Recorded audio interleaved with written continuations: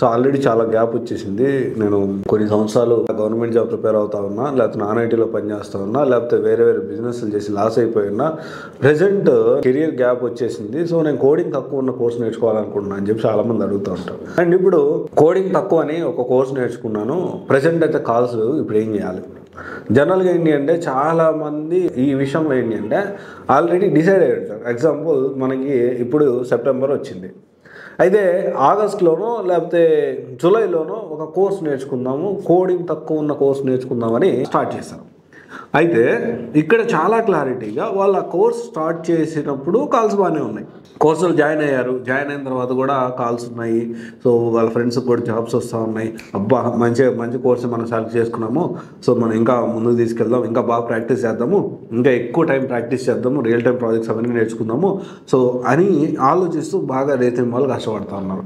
So జూలైలో నేర్చుకున్న August సెప్టెంబర్కి వచ్చేసరికి సడన్గా కాల్స్ తక్కువ అయిపోయాయి. అంటే వీళ్ళు ప్రొఫైల్ అబ్బా అంతా రెడీ, నేను మంచి ప్రాజెక్ట్ నేర్చుకున్నాను, మంచి ప్రాక్టీస్ చేశాను, సో చాలా మా ఫ్రెండ్ కంటే బెటర్గా ఉన్నాను, నేను నా చుట్టుపక్కల వాళ్ళందరికంటే చాలా బెటర్గా నేను కోర్స్ నేర్చుకున్నాను, ఎక్కువ టైం నేను స్పెండ్ చేస్తున్నాను, ఇప్పుడు నేను రెజ్యూమ్ పెడతాను.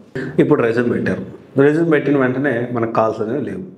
సో ఇప్పుడు చాలామంది తెలియని ఒక డిప్రెషన్లో వెళ్ళేదానికి ఛాన్సెస్ ఉన్నాయి. అంటే కోడింగ్ తక్కువ నేర్చుకున్నాను, ఇప్పుడేం కాల్స్ లేవు, ఇప్పుడు ఎలా పరిస్థితి?